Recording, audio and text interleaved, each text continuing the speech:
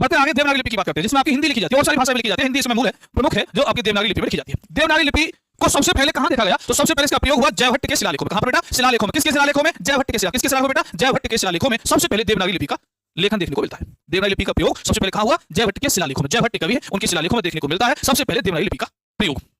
देवनागरी लिपि में कौन कौन सी भाषाएं लिखी जाती है भारत की? आप ये भी देख लीजिए, कई बार तीन एक गलत रख के पूछ लेगा, निम्न में से कौन सी भाषा देवनागरी में नहीं लिखी जाती है? तो देवनागरी लिपि में भारत की कौन कौन सी भाषाएं लिखी जाती है ये भी समझ लीजिए।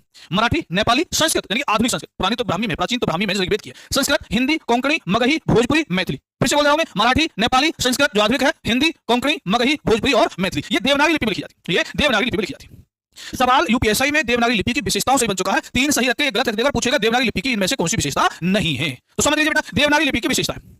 देवनागरी लिपि को लोकनागरी लिपि भी कहते हैं, देवनागरी लिपि को हिंदी लिपि भी कहते हैं। इसके दो अन्य नाम भी है, लोकनागरी और हिंदी लिपि। ये बाईं ओर से दाईं ओर लिखी जाती है। मैंने यहां से स्टार्ट किया बाईं ओर से और इधर जा रहा हूं मैं दाईं ओर की तरफ। तो बाईं ओर से दाईं ओर लिखी जाती है। दो तरह की लिपियां होती है, या तो वो चित्रात्मक होगी या वो अक्षरात्मक होगी। तो हमारी जो देवनागरी लिपि है बेटा, ये कैसी है? अक्षरात्मक है। अक्षरात्मक है। सिंधु घाटी सभ्यता की जो लिपि थी वो चित्रात्मक हुआ करती थी, लेकिन आज हमारी जो लिपि है देवनागरी, वो अक्षरात्मक, अक्षर बनते हैं इसके लिए। और इस लिपि में कारक चिन्हों का प्रयोग होता है। कारक चिन्हों का प्रयोग होता है। एक ध्वनि के लिए एक ही वर्ण लिखा जाता है। एक ध्वनि के लिए एक ही वर्ण लिखा जाता है, उससे ज्यादा नहीं। कैसे? हमने लिखा यहां पर छह, क्षत्रिय वाला। ये हमने एक ध्वनि के लिए एक ही वर्ण लिखा है। अगर ये इंग्लिश में लिखते तो हम क्या लिखते हैं? KSH।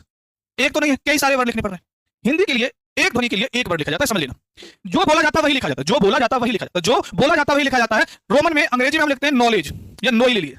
अब के आपका सब वर्ण आ रहा है, के अल्फाबेट आ रहा है, हम बोल रहे हैं लो, तो ये साइलेंट है। हिंदी में कुछ भी साइलेंट नहीं होता। हिंदी में कुछ भी बेटा साइलेंट नहीं होता, जो बोला जाता है वही लिखा जाता है। ये देवनागरी लिपि की विशेषता है।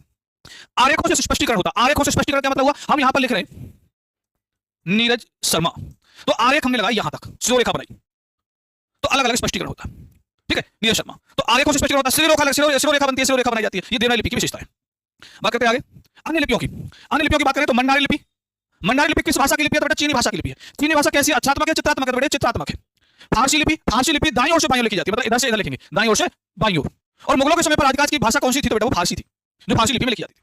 रोमन लिपि बाएं से दाएं लिखी जाती है। अंग्रेजी भाषा, जर्मन भाषा और फ्रेंच भाषा, ये तीन बड़ा इंपॉर्टेंट याद रख लेना। अंग्रेजी भाषा, जर्मन भाषा, फ्रेंच भाषा किस लिपि में लिखी जाती है? रोमन लिपि में लिखी जाती है। कैथी लिपि, कैथी लिपि एक ऐतिहासिक लिपि भारत की, जो मध्यकालीन भारत में यूपी और बिहार में चलती थी, इसीलिए इसे बिहारी लिपि भी कहते हैं। और क्या कहते हैं इसे? बिहारी लिपि भी कहते हैं। इसे और क्या कहते हैं? बिहारी लिपि भी कहा जाता है।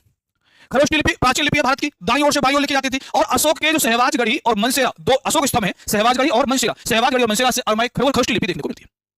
अरमाई लिपि की बात करें तो तक्षशिला और लगमान, तक्षशिला और लगमान जो अशोक के स्तंभ है, उसमें आपकी अरमाई लिपि देखने को मिलती है। ठीक है, तो ये बात आप याद रखेंगे।